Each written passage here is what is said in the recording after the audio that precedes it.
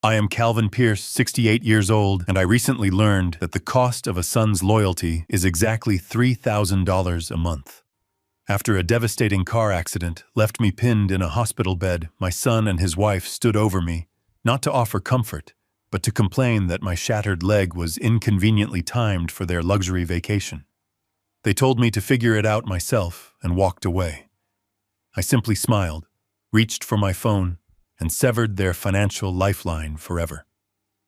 What I discovered next changed everything. Before I reveal the full depth of their betrayal, let me know where you are watching from in the comments below. Hit like and subscribe if you believe respect should be earned, not bought. The rhythmic mechanical beep of the heart monitor was the only sound tethering me to reality.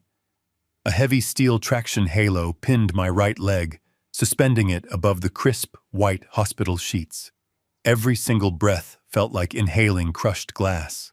It was a stark, agonizing reminder of the heavy steering column that had collapsed against my ribs hours earlier. The freezing downpour of a bleak Tuesday night had turned the interstate into a sheet of black ice. I had been driving through that blinding storm for one specific reason. My son Brandon had demanded I deliver his forgotten corporate tax documents to his accountant before the midnight deadline. He had claimed he was too busy networking at a cocktail lounge to handle his own legal responsibilities. I had risked my life to save him from an audit. The memory of the blinding headlights from the oncoming truck and the terrifying crushing impact was suddenly interrupted by the violent swinging of my hospital room door. Brandon walked into the room wearing a pristine, perfectly tailored suit. He was completely unmarked by the brutal weather outside and entirely devoid of any visible concern. His wife, Madison, trailed closely behind him, aggressively tapping the screen of her expensive smartphone with her manicured nails. They did not rush to my bedside. They did not ask if I was in pain or what the trauma surgeons had concluded. Brandon stopped at the foot of my bed, let out a loud, heavily irritated sigh, and immediately complained that the hospital parking garage was an absolute extortion racket. He claimed it was ridiculous to pay $20 just to visit a sick relative. Madison chimed in without looking up from her screen, stating bitterly that the valet had scuffed her new designer shoes on the wet pavement. I stared at the two of them through the haze of heavy painkillers. The narcotics did absolutely nothing to numb the sudden, sharp realization of who I had raised. I had almost died on a frozen highway running an errand he was too lazy to complete, and his primary concern was a trivial parking fee. Before I could formulate a response to their staggering selfishness, the attending physician walked into the room holding a thick metal clipboard. He reviewed my complex medical charts and delivered the prognosis with grim clinical precision. I had suffered a severe compound fracture of the femur, 3 broken ribs, and a significant concussion. The doctor looked directly at Brandon and explained in clear terms that I would require round-the-clock continuous medical care for a minimum of 6 weeks upon discharge. I would need physical assistance bathing, preparing meals, and managing a highly complex medication schedule to prevent blood clots. Brandon scoffed loudly. The sound echoed harshly against the sterile walls of the recovery room. Madison loudly snapped her designer watch against her wrist, checking the time with theatrical impatience. Brandon stepped closer to my bed, his face completely devoid of empathy or familial obligation. He delivered his decree without a single trace of hesitation or guilt. He stated clearly that they were leaving for a first-class trip to Tulum in exactly 3 hours. He emphasized that they held non-refundable reservations at an exclusive luxury resort. He looked down at my shattered body and declared that they were absolutely not canceling their vacation plans for this inconvenience. He told me I was a grown man and that I needed to figure out a solution entirely on my own. He looked me right in the eye and said they could not take care of me because their vacation came first. The hospital room fell completely silent. The attending doctor looked thoroughly appalled, his mouth slightly open in disbelief. But Brandon simply turned his back to me. Madison did not even bother to look up from her phone as she followed her husband out the door. The heavy wooden door clicked shut behind them, sealing my physical abandonment with a hollow thud. I lay there in the quiet room, listening to the steady beep of my failing heart. The doctor awkwardly offered a sympathetic apology for my family's behavior, but I raised my unbroken hand to stop him. A strange, incredibly powerful sensation washed over my bruised body. I did not weep. I did not feel the crushing weight of sorrow that a father should feel when discarded by his only child. Instead, my lips curved upward. I smiled. It was a cold, hardened expression born from absolute clarity. The heavy veil of my own deliberate denial had finally been lifted. I realized I had spent the last decade funding the arrogance of monsters. I pressed the red call button attached to my bedrail and asked the attending physician for the direct contact information of the absolute best private duty nurse the hospital could recommend. Within 20 minutes, I had secured the services of Nurse Diana Cole, paying her premium weekly retainer entirely out of pocket without a second thought. My survival was no longer dependent on my son's non-existent mercy or basic humanity. Once the private medical arrangements were finalized, I picked up my phone from the bedside table and opened my mobile banking application. For years, I had justified my endless financial indulgence, telling myself I was simply helping my boy find his footing in a difficult world. With a single deliberate tap on the glowing screen, I canceled the automatic $3,000 monthly transfer that seamlessly funded Brandon and Madison's lavish, unearned lifestyle. The banking server processed the request instantly. The account immediately registered the permanent change. I felt a profound, overwhelming sense of liberation washing through my veins. But as I reviewed the main financial dashboard to verify my balances, my eyes caught a strange, glaring anomaly on a secondary credit line I kept strictly for major household emergencies. There was a newly authorized pending charge for exactly $15,000. I stared at the bold numbers, my pulse quickening against the rhythm of the medical monitor. Brandon had not just abandoned me to suffer alone in a hospital bed. The betrayal ran far deeper than a monthly allowance, and the silent adjustment of my legacy had just officially begun. 48 hours passed before I saw the inside of my own home again. The transition from the sterile hospital ward to my familiar bedroom was agonizingly slow. It was managed entirely by the quiet competence of Nurse Diana Cole. She had transformed my ground floor study into a makeshift medical recovery room. She moved my heavy mahogany bed downstairs so I would not have to navigate the staircase. The scent of antiseptic now mingled with the familiar smell of old leather books and lemon polish. My shattered leg remained elevated and immobilized within a heavy metal traction device. The pain was a constant, dull roar behind my eyes. It was barely managed by the strict medication schedule Diana meticulously maintained. Outside my window, the winter storm had finally broken. It left behind a brittle, frozen landscape that mirrored the profound coldness settling deep within my own chest. I lay against the pillows, staring at the intricate plaster molding on the ceiling. I had spent 50 years building this sanctuary.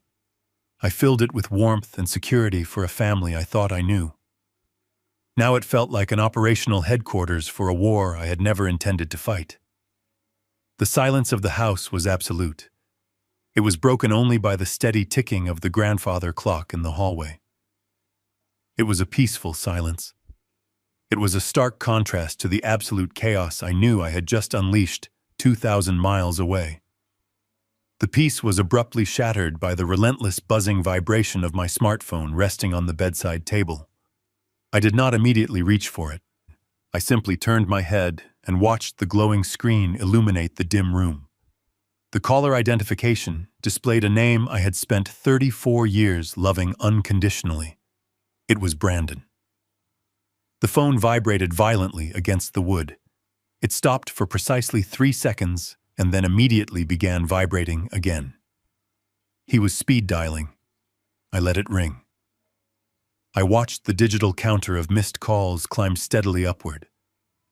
10. 25. 50. By the time the screen finally rested on the number 95, a dark, undeniable satisfaction began to replace the lingering sorrow in my heart. I knew exactly what was happening on the sun-drenched coast of Tulum.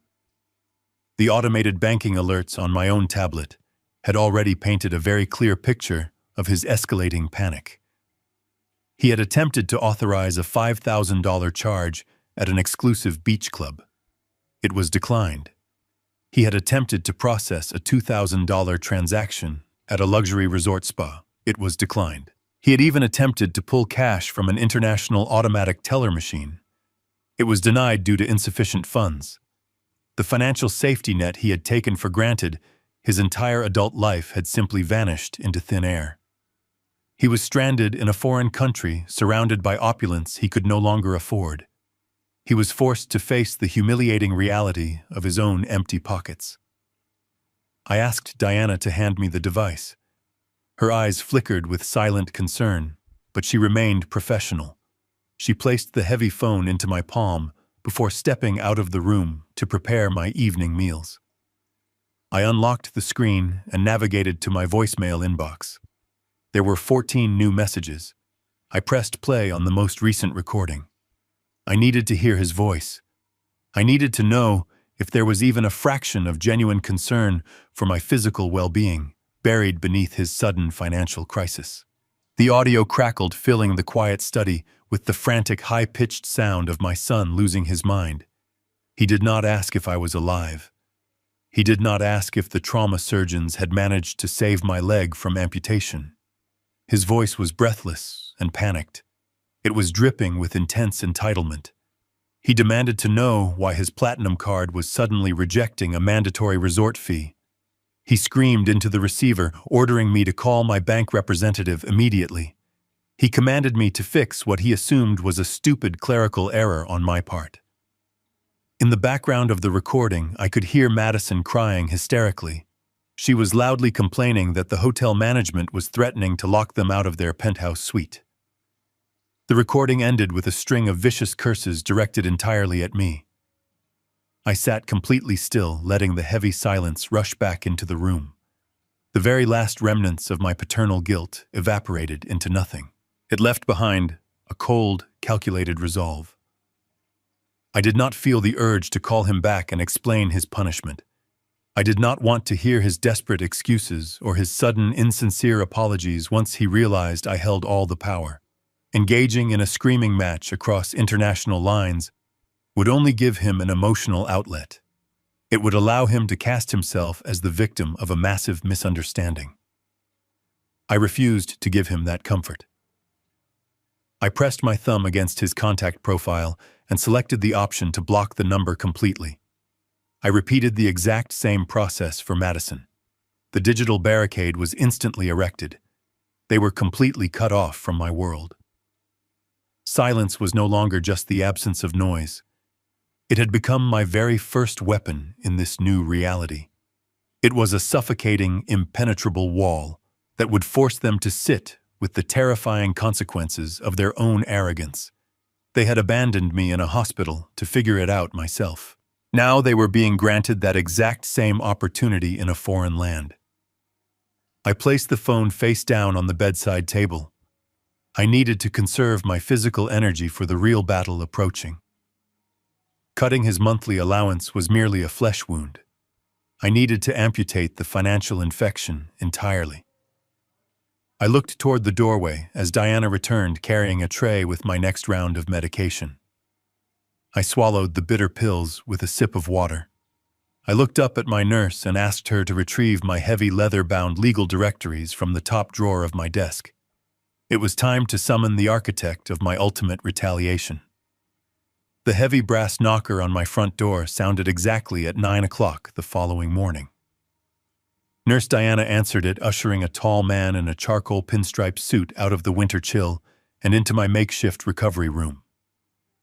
Aaron Foster did not bring flowers or offer sympathetic platitudes regarding my shattered leg.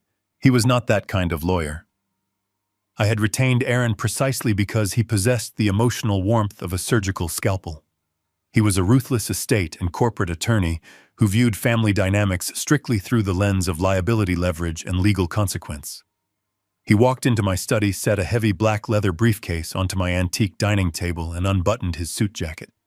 He looked at the heavy steel traction halo pinning my leg to the bed and gave a single curt nod of acknowledgement before unlocking his briefcase. We did not waste any time on pleasantries. I had paid him a substantial premium retainer to skip the condolences and proceed directly to the execution of my will. Within 10 minutes, my quiet, comfortable study was completely transformed into a tactical legal war room. Aaron connected his heavily encrypted laptop to my secure home network and spread a series of thick manila folders across the polished mahogany surface. The warm light of this brass reading lamp illuminated massive stacks of banking statements, corporate tax filings, and complex legal contracts. We were about to perform a ruthless forensic autopsy on my son's entire financial existence. I sat upright in my medical bed, completely ignoring the throbbing pain radiating from my fractured femur. I directed Aaron to access the primary financial server using my master credentials. For years, I had maintained joint access to Brandon's foundational accounts. This was a strict condition of the initial seed money I had provided him immediately after he graduated from college. He had always deeply resented this oversight, complaining loudly and often about my apparent lack of trust in his abilities. However, he had never bothered to hire his own independent accountant to officially sever the connection and establish his own financial independence. His sheer laziness and reliance on my infrastructure was now my greatest tactical advantage. Aaron's long fingers flew across the keyboard, bypassing security protocols and pulling up the current financial ledgers.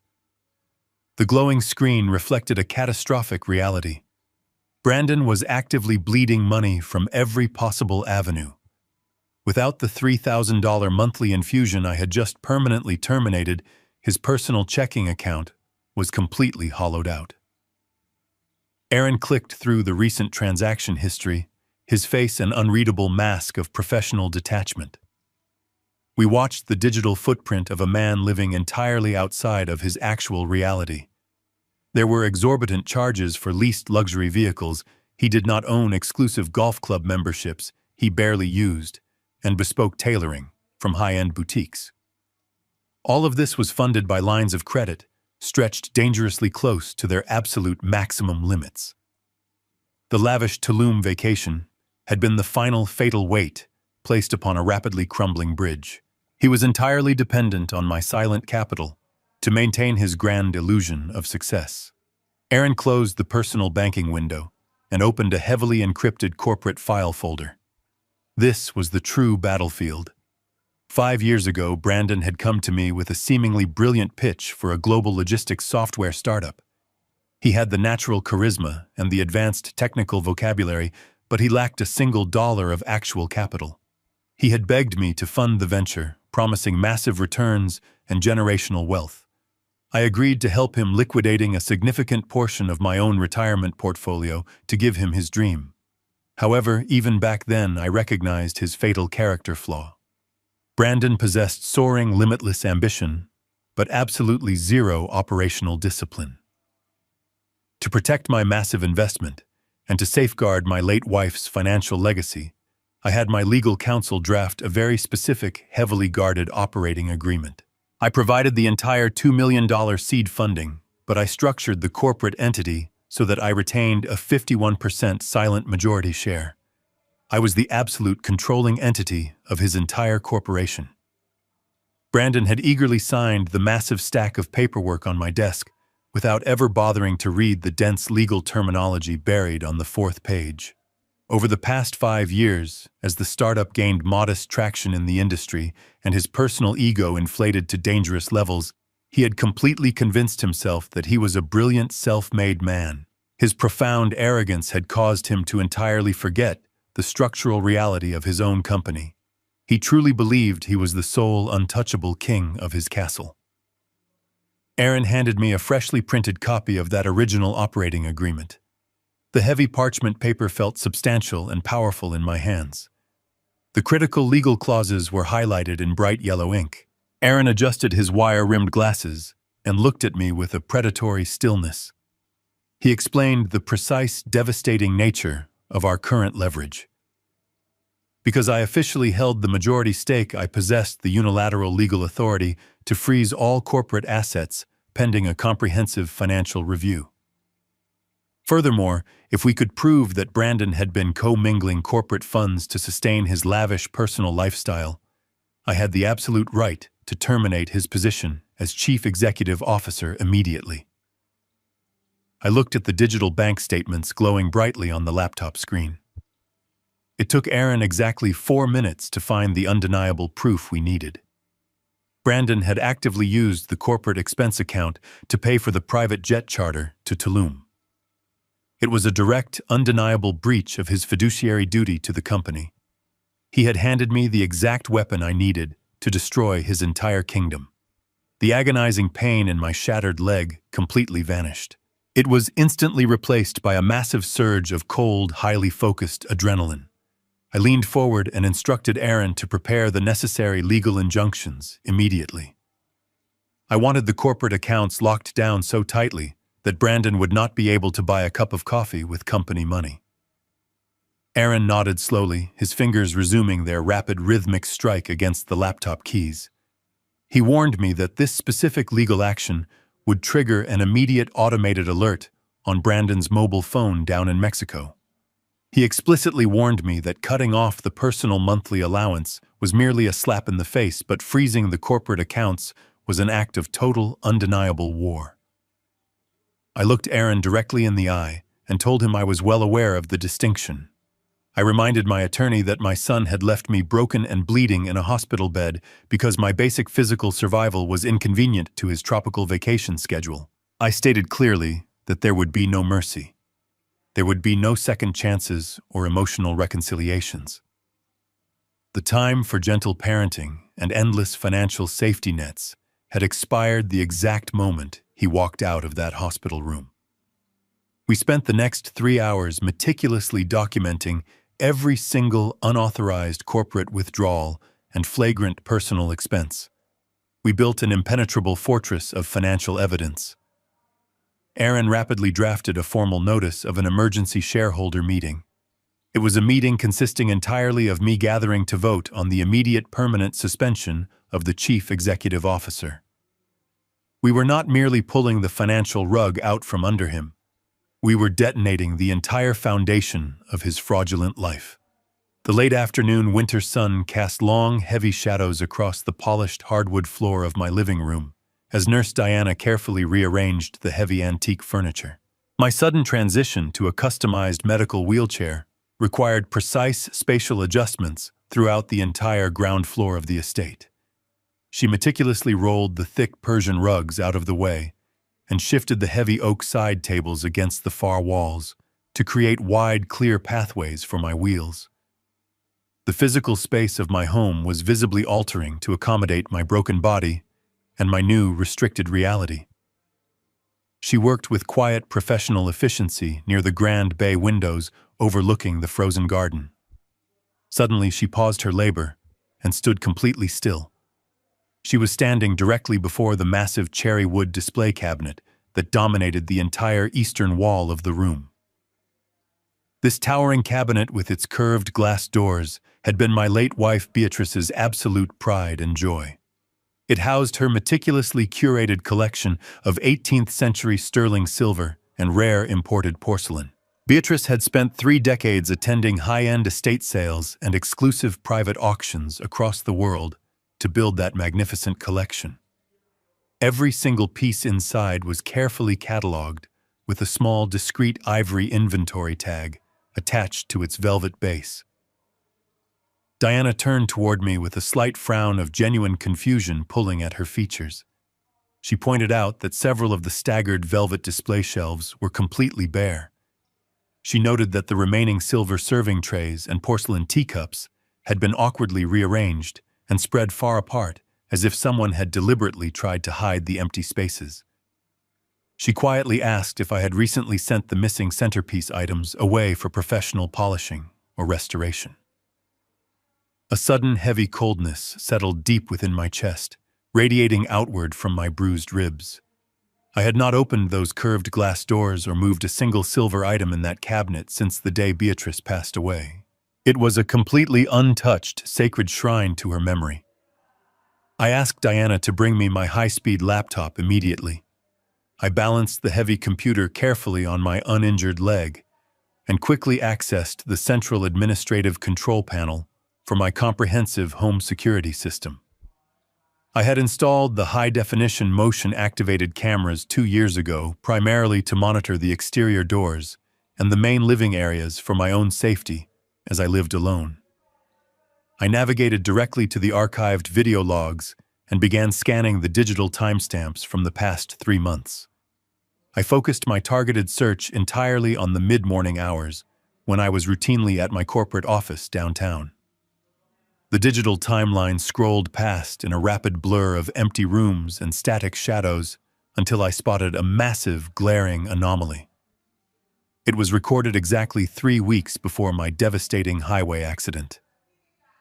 I clicked the compressed video file and expanded it to fill the entire laptop screen. The crystal-clear high-resolution footage revealed my daughter-in-law, Madison, casually unlocking my solid oak front door. She did not look like a concerned family member dropping by to check on her elderly father-in-law. She was dressed elegantly in an expensive designer trench coat and holding a limited-edition leather handbag. She stepped aside and casually held my front door open for 2 strange men dressed in sharp, dark business suits.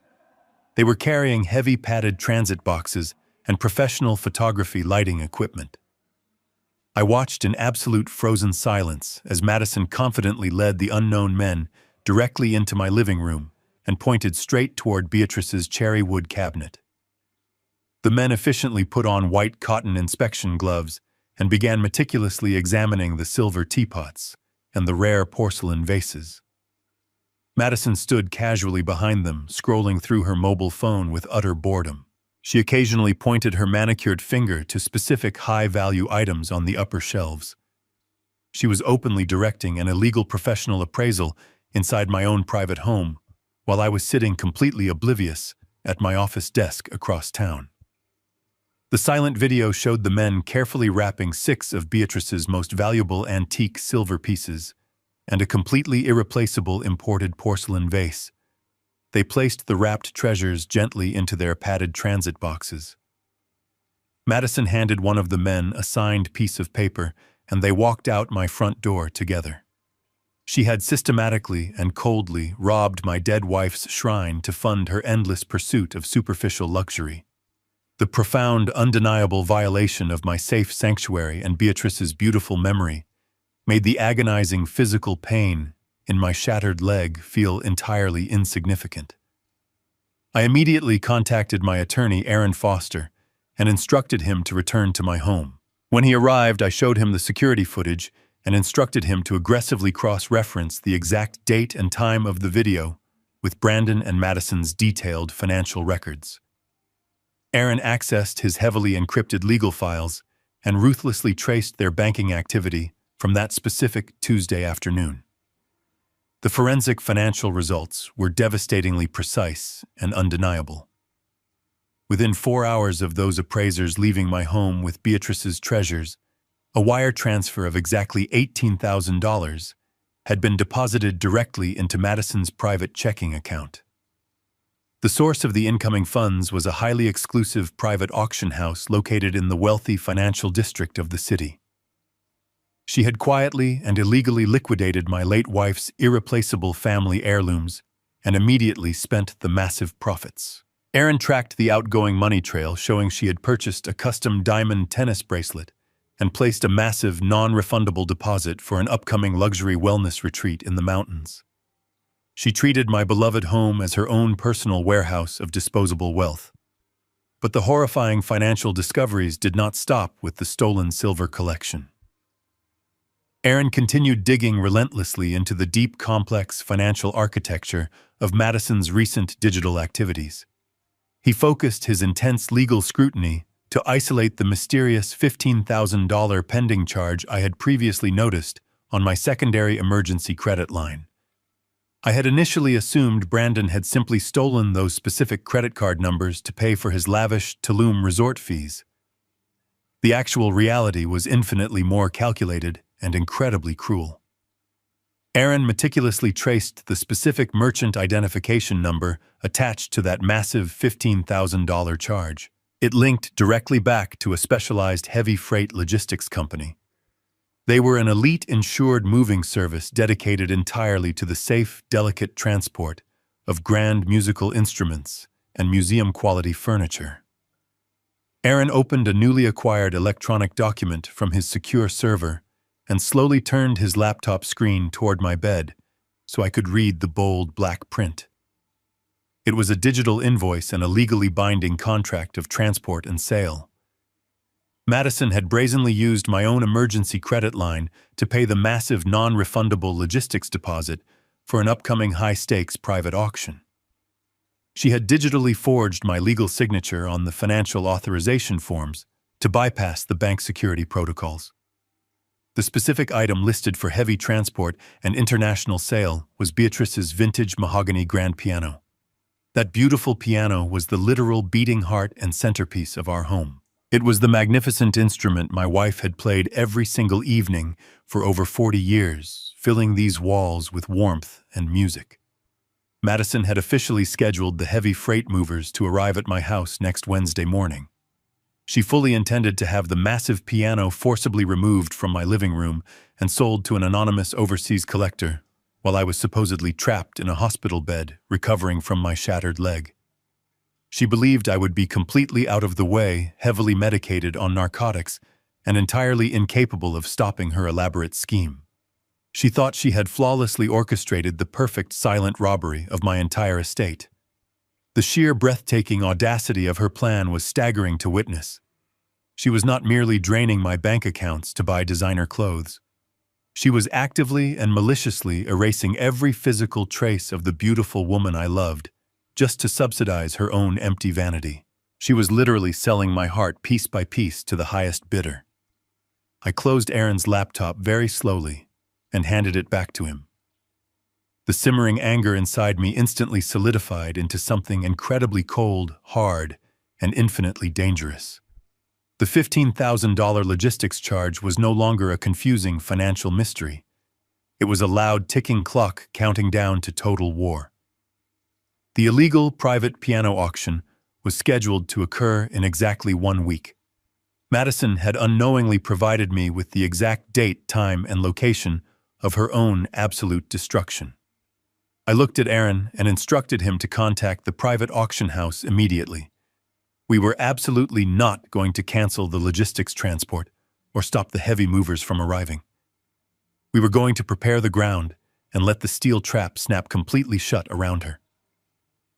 The tropical sun of the Mexican coast beat down relentlessly against the open-air marble lobby of the Azure Riviera Resort. The air was thick with the scent of sea salt and expensive coconut sunscreen. Brandon stood at the polished mahogany concierge desk wearing a pristine white linen shirt and designer sunglasses. He looked entirely out of place for a man whose father had nearly died in a mangled car wreck just 48 hours prior. He was holding a crystal glass of iced lime water in one hand and casually tapping his solid metal platinum credit card against the counter with the other. Madison stood beside him, completely absorbed in her mobile phone, editing a photograph of her morning poolside breakfast for her social media followers. They had spent the last 2 days living like absolute royalty.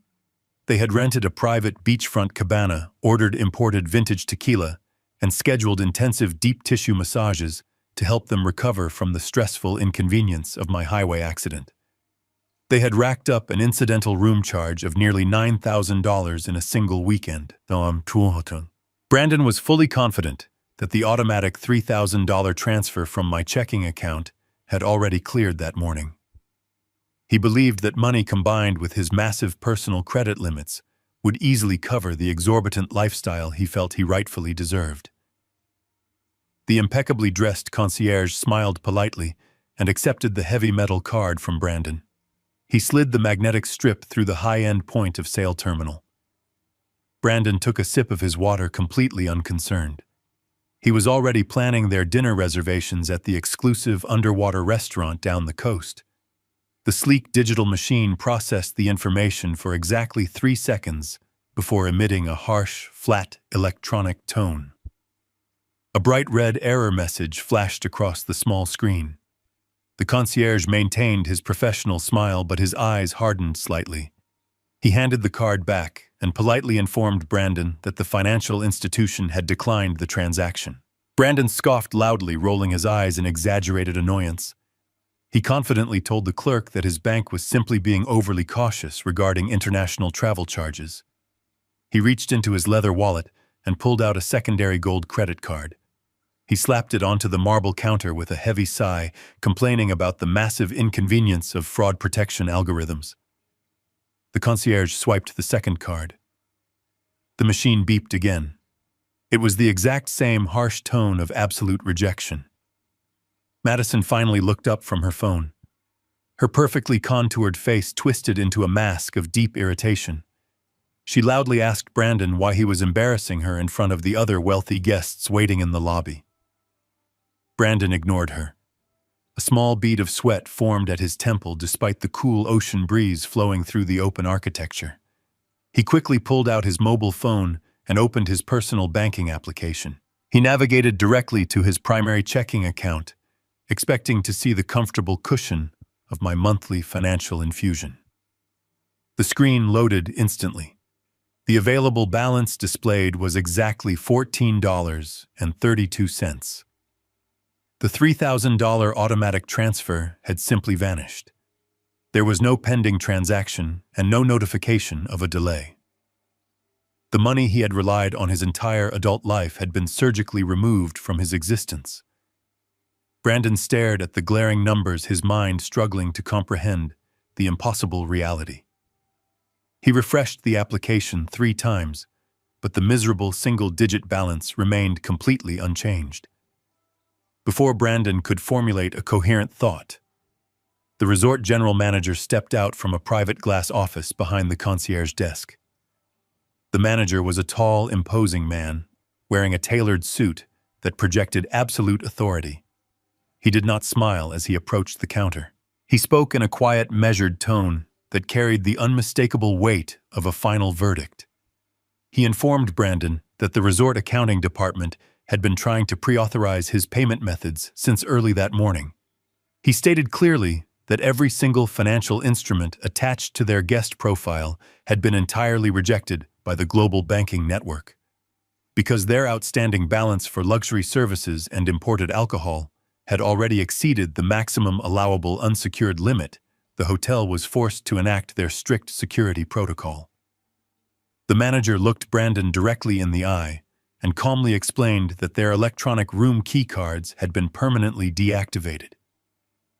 Madison gasped loudly, dropping her phone into her expensive leather handbag. She took a step forward and demanded that the manager reactivate their suite immediately.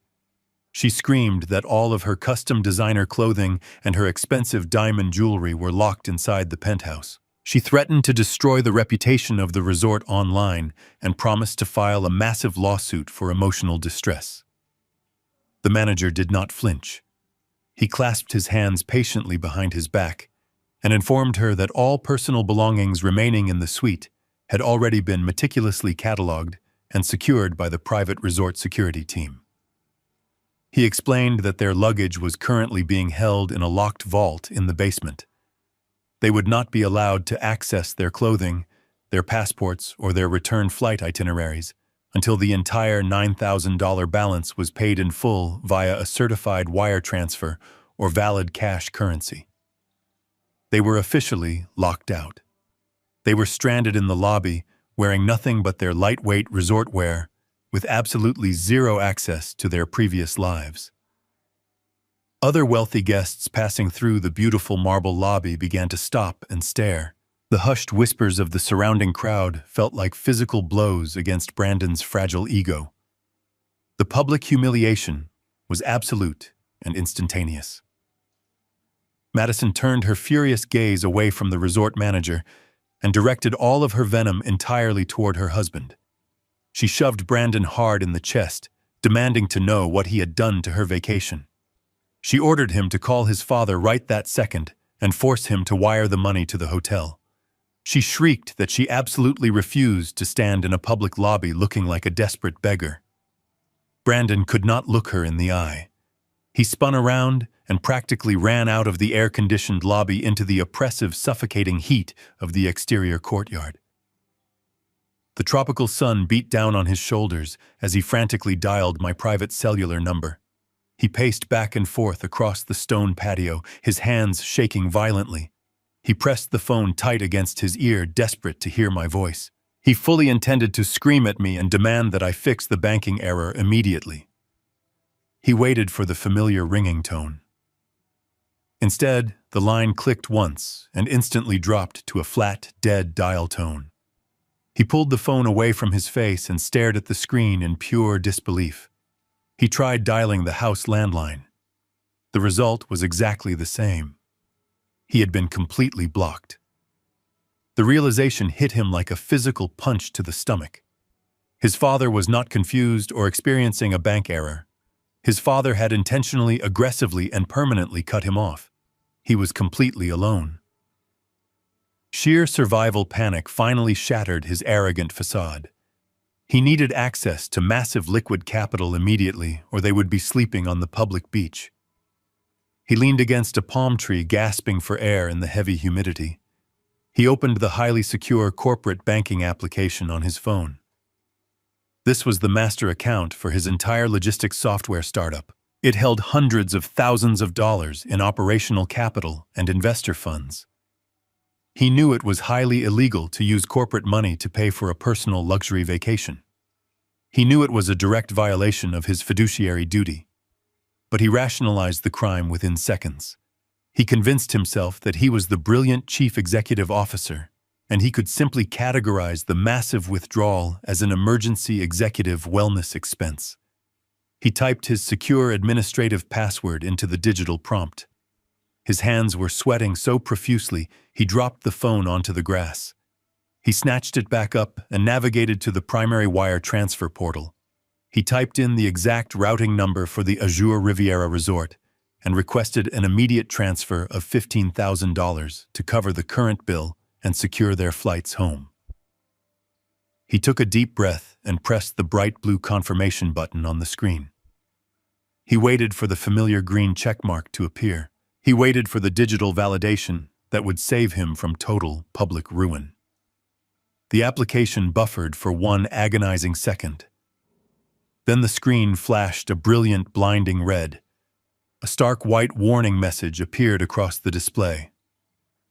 Access denied. Corporate accounts frozen by order of the primary majority shareholder. Routine administrative privileges revoked pending formal legal audit.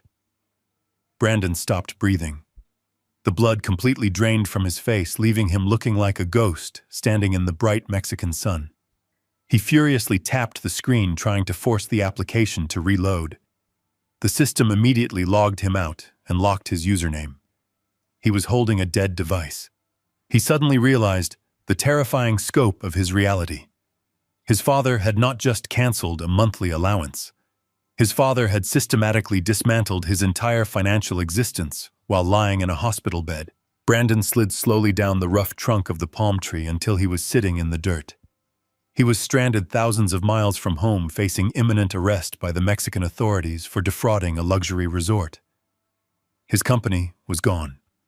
His money was gone. And the silent adjustment of his life was only just beginning. The air in my study felt entirely different now. It was no longer the heavy, stagnant atmosphere of a quiet medical recovery room. It had become a highly focused command center. Aaron Foster sat across the polished mahogany table from me with his silver laptop open. His long fingers moved with precise, deliberate speed across the keyboard. He had spent the last 2 uninterrupted hours drafting the formal legal injunctions required to completely paralyze my son's logistics software company. I watched the heavy commercial printer in the corner of the room spring to life. It began spitting out thick pages of dense legal text. These were not simply pieces of paper. They were the absolute destruction of the false empire I had allowed Brandon to build. Aaron gathered the warm pages and aligned them perfectly before sliding them across the table toward my medical bed. He handed me a heavy gold fountain pen. He looked at me with a perfectly neutral expression and explained the immense gravity of the documents sitting before me. He told me that the moment my signature touched the paper, I would be officially exercising my absolute rights as the 51% majority shareholder. I would be initiating an emergency forensic corporate audit based on undeniable documented evidence of gross financial embezzlement. I did not hesitate for a single fraction of a second. I did not feel a single tremor of doubt in my hand. I took the pen and signed my name on the dotted line. The dark ink flowed smoothly across the page, securing the final nail in the coffin of Brandon's unearned financial independence. Aaron took the signed documents and immediately began scanning them into his secure private legal server. He explained the exact sequence of events that would follow this action. We were not simply asking the commercial bank to temporarily pause the accounts while we asked a few questions. We were executing a hostile financial lockdown of the entire corporate entity. Aaron transmitted the encrypted files directly to the corporate banking division with a high-priority federal legal flag. Within minutes, the massive financial institution complied with the legal mandate. The primary operational accounts for the logistics startup were instantly frozen solid. The massive payroll accounts holding the salaries of 50 innocent employees were locked. The vendor payment lines and the cloud server hosting fees were entirely severed. Every single dollar of corporate capital was now completely inaccessible to the chief executive officer. Aaron looked at his glowing screen and confirmed that the digital guillotine had dropped perfectly. He noted that Brandon had been running the software company dangerously close to complete insolvency anyway. The financial ledgers clearly showed that my son had been prioritizing his own lavish executive salary and expensive corporate retreats over basic operational stability. By locking the accounts, we were not just stopping his vacation spending spree. We were exposing a massive systemic failure in his daily leadership. The board of directors and the wealthy minority investors would be legally notified of the emergency audit within the hour. Brandon would not just return home broke. He would return home to face a firing squad of furious investors demanding to know exactly why their seed money was spent on Mexican beach resorts instead of software engineering and development. I sat back against my pillows and let out a long, slow breath. The physical pain radiating from my shattered leg was still present, but it was entirely overshadowed by the profound sense of control I had finally reclaimed. I knew that thousands of miles away on a sunny, humid beach in Tulum, a massive digital shockwave was about to hit my son. I imagined the exact moment his mobile phone would light up with the catastrophic banking alerts. I imagined the arrogant, entitled smirk wiping completely off his face as the terrifying reality of his situation crushed him. He had always thought he was completely untouchable. He had truly believed my paternal love was a permanent, unconditional shield against his own incompetence and cruelty. He was about to learn the hard way that my financial protection was a privilege he had violently discarded. The heavy silence in my study was finally broken by the soft electronic chime of Aaron's laptop. It was an automated confirmation receipt from the global banking network. The corporate lockdown was absolute and final. There was absolutely no way for Brandon to bypass the freeze or authorize a single penny without my direct notarized signature. While I sat in the quiet comfort of my heavily secured home, Brandon was experiencing the most terrifying free fall of his entire privileged life. Stripped of his heavy metal platinum credit cards and locked entirely out of his corporate wealth, he was rapidly reduced to a state of pure feral panic. The Mexican resort management had already confiscated their expensive luxury luggage and physically escorted them off the beautiful property. They were standing on the hot, dusty pavement of the main tourist thoroughfare with absolutely nothing but the lightweight resort clothes on their backs. Brandon knew he could not call me to fix the situation.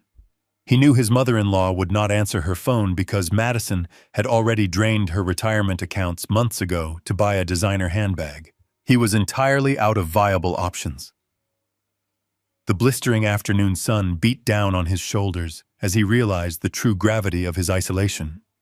But absolute desperation breeds a very specific type of reckless ingenuity. Brandon realized he had one single remaining asset left to his name. It was his own identity and a desperate willingness to accept incredibly predatory interest rates.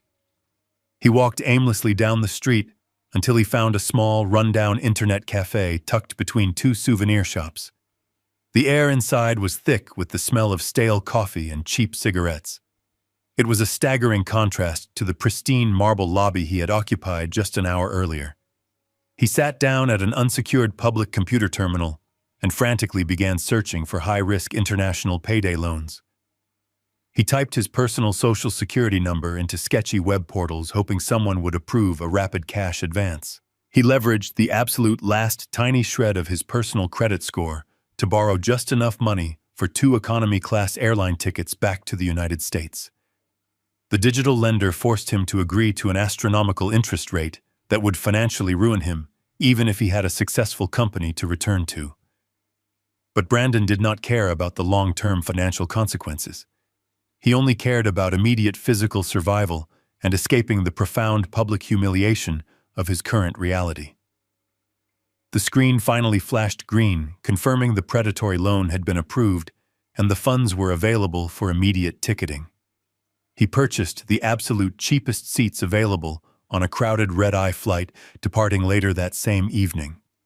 They would be sitting in cramped, uncomfortable chairs near the loud bathrooms, without any luggage or basic dignity.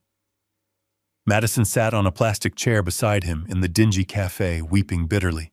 She was completely devastated by her sudden, violent descent into poverty and the loss of her expensive wardrobe. But Brandon was not crying. His initial shock and panic had rapidly mutated into a blind, furious rage directed entirely at me. He refused to accept any personal responsibility for his actions. Instead, he convinced himself that I had completely lost my mind due to the severe head trauma from the highway accident. He rationalized to Madison that my aggressive financial actions were the direct result of a severe medical delirium. He formulated a desperate, dangerous plan in his mind as he stared at the digital boarding passes. He would fly back to the city under the cover of darkness. He would take a cheap taxi directly to my house and burst aggressively through my front door. He fully intended to physically corner me in my medical bed and forcefully demand that I sign a complete transfer of power over the estate and the company. He honestly believed he could intimidate a crippled old man into surrendering everything simply by raising his voice and using his physical presence. He thought he could bully his way back into a life of luxury. He did not realize that the subservient, enabling father he had left in the hospital room no longer existed. He did not know that he was flying straight into a carefully constructed legal fortress. He was walking blindly into a steel trap that would sever his ties to my legacy forever. The digital alerts from the corporate banking server confirmed that the financial lockdown was complete, but I knew my son well enough to predict his immediate physical reaction. A cornered animal does not simply surrender, and Brandon had spent his entire life believing that aggression could solve any problem he created. I knew he was currently boarding a cheap commercial flight back to the city, fueled by sheer desperation and a deeply misplaced sense of authority. He would land in the middle of the night and come directly to my home expecting to find a weak, medicated old man he could easily terrorize into submission. I looked around my quiet study and realized that the final phase of my silent adjustment required turning my sanctuary into an impenetrable fortress. I turned to Aaron Foster and instructed him to leave the house. His legal work for the day was finished, and I needed to handle the upcoming physical confrontation entirely on my own terms. Aaron packed his heavy leather briefcase and offered a rare nod of genuine respect before walking out the front door. Once the house was completely empty, except for Nurse Diana and myself, I initiated the immediate total lockdown of my property.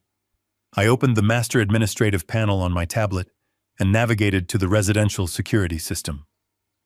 5 years ago, when Brandon first moved out, I had installed top-tier digital smart locks on every single exterior door. I had given him and Madison master digital access codes, telling myself it was for emergency medical situations. In reality, it was just another boundary I had failed to enforce. I highlighted their digital profiles on the glowing screen. With 2 deliberate taps, I permanently deleted their access credentials from the central server. The heavy deadbolts on the front door.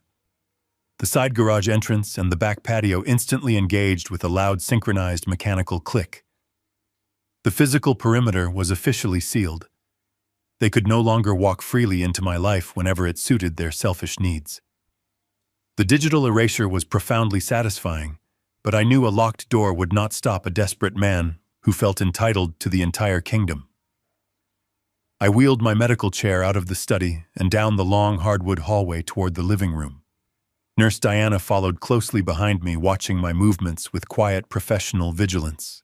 I stopped in front of the massive cherry wood display cabinet that had already been violated by Madison and her illegal appraisers. The empty velvet shelves where the silver teapots of my wife once rested felt like open physical wounds in the quiet room. I refused to let them steal another single memory from my home. I asked Diana to help me secure the remaining physical legacy of my late wife. I had already contacted a premium secure transport service an hour earlier. They were not the fraudulent company Madison had hired to steal the grand piano. These were highly bonded private security couriers who specialized in moving priceless museum artifacts directly into subterranean bank vaults. The heavy armored transport truck arrived exactly 30 minutes later. 2 large men wearing dark tactical uniforms and carrying reinforced steel transit cases stepped into my living room. I sat in my wheelchair and personally supervised every single movement they made. I instructed them to carefully wrap the remaining antique porcelain vases, the delicate crystal stemware, and the heavy silver serving platters. I watched as they securely packed away the beautiful artifacts my wife had spent decades collecting. It was a heartbreaking process to watch my home being systematically stripped of its warmth and history. But I knew it was absolutely necessary. I was removing every single piece of leverage my son might attempt to use against me. Once the glass display cabinet was completely empty, the couriers sealed the steel transit cases and carried them out to the armored truck. The heavy metal doors of the vehicle slammed shut, echoing loudly across the quiet winter neighborhood. The truck drove away, carrying my most precious physical memories to a heavily guarded underground vault downtown. They would remain there, safe and untouchable, until the impending war was entirely concluded. The sun began to set, casting long, dark shadows across the empty living room. The large house felt incredibly hollow, without the gleam of antique silver reflecting the evening light. But it also felt completely secure. There was nothing left for them to steal. There was nothing left for them to break. The grand mahogany piano still sat in the corner of the room, but it was far too heavy for Brandon to move on his own. It would serve as the perfect silent witness to his final defeat. I asked Diana to prepare a strong pot of black coffee and a light dinner. I knew I would not be sleeping tonight.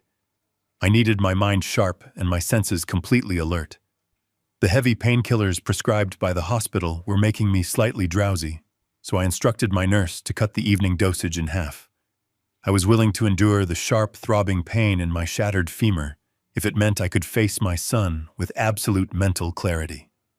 The winter night settled heavily over the estate.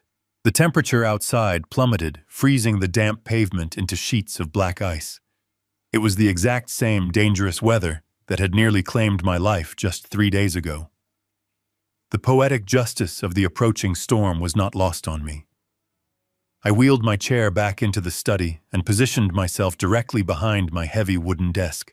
I turned off the overhead lights, leaving only the small brass reading lamp illuminated. The soft, warm glow cast deep shadows across my face. I placed the thick folders of forensic financial evidence directly in the center of the desk. I laid the drafted police report for grand larceny right next to the corporate audit documents. Everything was perfectly aligned. The legal guillotine was primed and ready to drop. I sat in the quiet darkness, listening to the wind howl against the window panes. I reflected on the small, innocent boy who used to play on these very hardwood floors and mourned the cruel stranger he had chosen to become. I was no longer a victim trapped in a hospital bed begging for basic human compassion. I was the architect of their destruction, and I was completely ready for them to come home. The weather broke violently just after midnight. A massive winter thunderstorm rolled across the city, bringing freezing rain and deafening cracks of thunder. It was a flawless, terrifying replica of the exact weather system that had nearly taken my life on the highway just a few days prior. I sat in the dim light of my study, listening to the heavy drops of icy water hammering against the reinforced glass windows. A cheap yellow taxi pulled up to the iron gates of my driveway. The vehicle idled for a moment before speeding away into the dark night. The headlights cut through the driving rain, illuminating two miserable figures trudging up the long walkway toward the porch. Brandon and Madison had finally arrived. They were completely soaked to the bone, wearing the thin, bright cotton resort clothing they had packed specifically for the Mexican sun. They dragged themselves up the front porch steps, shivering uncontrollably as the freezing wind whipped around them. Brandon marched directly to the heavy oak front door and punched his master access code into the digital keypad. The small screen flashed a solid red light, emitting a sharp, negative electronic tone. He punched the numbers again, pressing his cold, shaking fingers violently against the glass surface. The lock remained completely unresponsive. He grabbed the heavy brass door handle and pulled with all of his remaining physical strength. The heavy deadbolt held firm against his weight. He began pounding his bare fists against the thick wood, shouting my name into the howling wind. Madison stood behind him, wrapping her arms around her thin frame, screaming about the freezing cold and demanding he get them inside. The digital barricade I had erected earlier that evening was performing flawlessly. Brandon refused to accept defeat. His sheer desperation completely overrode his basic common sense and any remaining shred of human decency. He stepped off the covered porch and waded through the freezing mud toward the side of the house. He dragged Madison along by the wrist, completely ignoring her loud, frantic protests about her ruined designer shoes and her freezing skin. They moved toward the narrow brick alleyway that led to the kitchen entrance. Brandon knew there was a small decorative glass window positioned right above the side door latch. He looked around the dark patio and picked up a heavy cast iron lawn ornament from my garden. Without a single moment of hesitation, he swung the heavy metal statue directly into the glass pane. The window shattered instantly, raining sharp, jagged shards of thick glass across the kitchen tile inside. The sound of the breaking glass was completely swallowed by a massive clap of thunder overhead. I had intentionally deactivated the perimeter glass break sensors from my tablet 30 minutes earlier. I wanted them to breach the house. I wanted them to cross that final, undeniable legal threshold. He reached his bleeding arm through the broken opening and manually disengaged the interior deadbolt. He forced the side door open and stumbled into the dark house. Madison followed closely behind him, carefully stepping over the broken glass and shivering violently from the freezing rain. They had officially crossed the line from entitled family members to active criminal trespassers. They were actively breaking and entering into my private residence in the middle of the night. Brandon did not try to hide his physical presence inside the house. He wanted me to hear him coming. He wanted to project dominance. He stomped heavily through the dark kitchen, leaving wet, muddy footprints across the pristine hardwood floors. He began shouting at the top of his lungs, demanding that I come out of my bedroom immediately. His voice echoed harshly down the long, quiet hallways, cutting through the silence of the large, empty house. He screamed that I had completely lost my mind and that he was going to have me committed to a psychiatric facility for elder abuse the very next morning. He demanded to know why his monthly allowance was missing from his personal account. He shrieked about the humiliating, terrifying ordeal at the luxury resort and the degrading, cheap commercial flight he had been forced to endure sitting in the very back of the plane. He loudly announced that he was absolutely not leaving this house until I unlocked his corporate bank accounts and wired $50,000 to his personal checking account to compensate for his immense emotional distress. He sounded exactly like a feral animal trapped in a cage of his own making. He stormed through the empty living room, completely failing to notice that the massive cherry wood display cabinet was entirely devoid of my late wife's silver collection. His vision was completely blinded by his own furious, boundless greed. He marched directly toward the closed, heavy oak door of my private study, fully intending to kick it open and terrorize me into absolute submission. He grabbed the brass knob and shoved the heavy door open with his shoulder, using his entire body weight.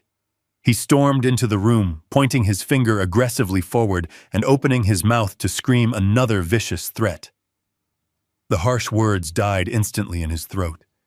He stopped dead in his tracks, staring in absolute shock at the scene unfolding before him.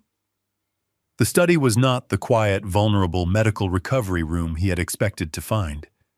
It was a heavily fortified tactical command center. I sat perfectly upright in my customized medical wheelchair, positioned directly behind my heavy mahogany desk. I was dressed in a crisp white button-down shirt and a dark tailored blazer, completely defying the pathetic image of a weak, bedridden patient he had left in the hospital. I did not look afraid. I did not look confused.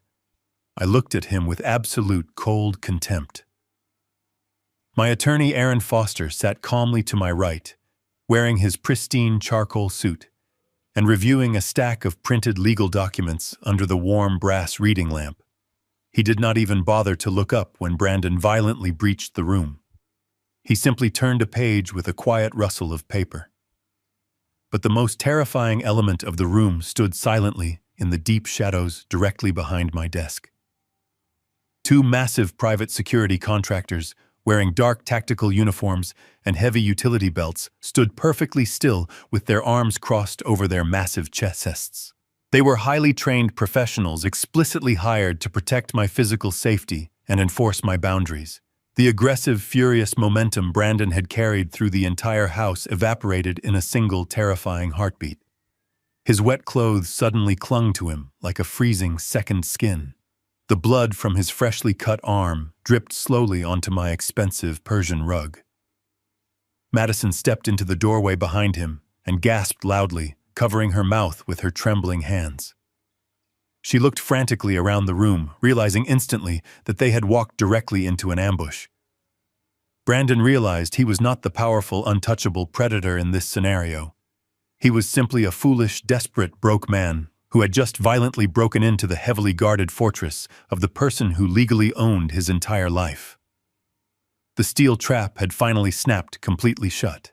The freezing rain continued to hammer against the exterior of the house, creating a deafening roar that perfectly matched the chaos unfolding inside my study. Brandon stood frozen for only a moment, before his sheer arrogance completely overrode his temporary fear. He stepped forward, his wet shoes squeaking loudly against the hardwood floor. He pointed a trembling finger directly at my face and began to scream at the top of his lungs. He did not ask how my shattered leg was healing, or if the severe pain had subsided. He did not offer a single word of apology for violently smashing a window and breaking into my home in the middle of the night. Instead, he launched into a vicious, completely unhinged tirade about his ruined luxury vacation. He described the absolute humiliation of being locked out of his penthouse suite in front of other wealthy guests. He yelled about the degrading, terrifying experience of flying on a cheap commercial airline surrounded by crying children and the horrific smell of the crowded economy cabin. He blamed me entirely for his misery and his public embarrassment. He demanded that I pick up my phone right that very second and order the international bank to unlock his corporate accounts. He shouted that I had absolutely no right to interfere with his daily business operations. He claimed he was a brilliant chief executive officer, and I was just an ignorant old man who did not understand the complex nature of modern logistics finance.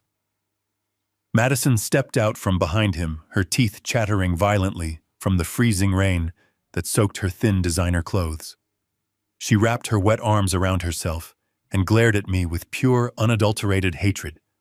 She completely ignored the two massive security contractors standing quietly in the deep shadows of the room. She marched up to the edge of my desk and demanded that I give her the combination code to the heavy steel safe hidden in my master bedroom closet. She shrieked that her expensive designer luggage and her custom jewelry had been confiscated by the Mexican resort authorities. She stated that she needed $20,000 in cash immediately to replace her stolen wardrobe and compensate for the severe emotional trauma I had maliciously inflicted upon them. They stood in my quiet study, dripping freezing muddy rainwater onto my expensive Persian rug, acting as if they were royalty, demanding immediate tribute from a disobedient servant. Their staggering lack of self-awareness was a terrifying thing to witness. I did not raise my voice to match their frantic screaming. I did not offer a single word of defense or explanation for my actions. I simply sat perfectly still in my medical wheelchair and watched them with the cold, detached observation of a scientist studying a completely predictable insect. The two private security contractors stepped out of the shadows and moved perfectly in sync to flank my heavy mahogany desk. They did not draw weapons or make any verbal threats. Their sheer physical size and their highly disciplined silence were more than enough to force Brandon to take a sudden, terrified step backward. The loud, arrogant shouting abruptly died in his throat, leaving a heavy, suffocating silence in the room. I slowly turned my head and gave my attorney, Aaron Foster, a single deliberate nod. Aaron did not speak a single word to my son. He simply reached out with his long, pale fingers and selected the thinnest manila folder from the perfectly aligned stack on the desk. He pushed it slowly across the polished wood surface until it stopped directly in front of Brandon. Aaron leaned back in his expensive leather chair, adjusting his wire-rimmed glasses, and waited with absolute predatory patience. Brandon hesitated for a long moment, his panicked eyes darting between the closed folder and the intimidating security guards. He finally reached out with a trembling hand and flipped the heavy paper cover open. The first page was a simple, certified banking statement printed on crisp white paper from my primary financial institution. It contained exactly one highlighted line of black text. It was the formal, irrevocable cancellation of the $3,000 automatic monthly transfer that had funded his lavish lifestyle for his entire adult life. Brandon stared at the paper, his mouth opening and closing repeatedly without producing any sound. He looked up at me, his face pale and completely contorted with deep confusion. He stammered that this was completely illegal and that I owed him that money because he was my only son, and he relied on that income to survive. I looked him directly in the eye and told him that my financial support was a privilege born from deep paternal love, not a mandatory tax extracted by a greedy parasite. I informed him that the exact moment he told me his luxury vacation was more important than my physical survival. He had voluntarily resigned from the position of my son. The monthly allowance was gone forever, and there was absolutely no appeals process available to him. Before Brandon could fully process the permanent loss of his personal financial safety net, Aaron Foster reached for the second folder resting on the desk. This folder was significantly thicker and carried a heavy red confidential seal stamped boldly across the front cover. Aaron slid it smoothly across the mahogany wood, positioning it directly in front of Madison. She flinched violently as the folder stopped near her trembling hands. She looked at Brandon for support, but he was still staring blankly at his own canceled bank statement, completely lost in his own personal ruin. Madison slowly reached down and opened the cover. The very first item inside was a thick stack of high-resolution glossy photographs printed directly from my hidden home security cameras. The digital images were undeniably clear and perfectly time-stamped. They showed Madison standing in my living room, holding the front door wide open for the illegal appraisers. The consecutive photographs documented every single moment of the theft. They showed the men carefully wrapping my late wife Beatrice's precious silver teapots and the rare imported porcelain vases. Madison physically recoiled from the desk, dropping the glossy photographs onto the floor, as if they had physically burned her fingers. She began to stammer rapidly, claiming it was a massive, terrible misunderstanding, and that she was simply having the pieces professionally appraised for updated insurance purposes. Aaron did not let her finish her pathetic, desperate lie. He calmly reached across the desk and tapped a specific document resting deep inside the folder. It was the heavily detailed commercial wire transfer receipt, proving beyond any doubt that she had accepted $18,000 from the exclusive private auction house downtown. Directly beneath that receipt was the digital logistics contract she had illegally authorized, using my forged signature to transport Beatrice's vintage grand piano the following week. Madison stopped talking instantly. All the color drained entirely from her face, leaving her looking like a wet, freezing ghost. Aaron informed her in a quiet, terrifying voice that the final document in that folder was a fully drafted criminal police report. He explained that it detailed multiple severe felony charges, including grand larceny wire fraud and the criminal forgery of a financial instrument. He stated very clearly that the police report had not yet been formally filed with the local authorities, but it was fully prepared and waiting for my final command. Madison collapsed onto her knees on the expensive rug, sobbing uncontrollably and begging me to forgive her terrible mistake. She swore she would return the custom diamond jewelry she bought and cancel her upcoming mountain wellness retreat. I looked down at her kneeling on the floor and felt absolutely nothing but cold disgust. I told her that she had treated my beloved home like a discount retail warehouse and tried to sell the very soul of my late wife just to buy a tennis bracelet. I told her she would be leaving my house tonight with absolutely nothing but the wet clothes on her back and the terrifying knowledge that I held the absolute keys to her future prison cell. The complete total destruction of Madison's arrogance left Brandon standing entirely alone in the center of the room. He looked down at his weeping wife and then back at me, his eyes wide with genuine, absolute terror. He finally realized that the old, vulnerable, injured man he had abandoned in the hospital was entirely gone. He was facing a ruthless, calculating adversary who had spent the last 3 days systematically dismantling every single pillar of his fraudulent existence. Aaron Foster leaned forward and placed his hand firmly on the third and final folder. It was the thickest, heaviest document on the desk, binding hundreds of pages of complex financial data into a single lethal weapon. Aaron pushed it slowly across the wood. It slid with a heavy, authoritative sound, coming to rest directly over the canceled bank statement Brandon had dropped earlier. Brandon did not want to open it. His hands were shaking violently, and his breath was coming in short, rapid, shallow gasps. Aaron instructed him in a firm, unyielding tone to open the file and read the executive summary printed on the very first page. Brandon forced himself to lift the heavy cover. His eyes scanned the dense legal text and the brightly highlighted accounting figures. It was the comprehensive emergency corporate audit I had authorized earlier that afternoon. The documents provided undeniable, irrefutable proof that Brandon had been actively and continuously embezzling massive sums of capital from the logistics software startup. The financial ledgers highlighted his illegal use of corporate funds to pay for private jets, exclusive beach resorts, and luxury vehicles he had absolutely no legal right to purchase. The audit explicitly detailed his severe breach of fiduciary duty and his total, complete failure to maintain basic operational solvency for the company. Aaron spoke with the cold, mechanical precision of a judge delivering a final, devastating verdict.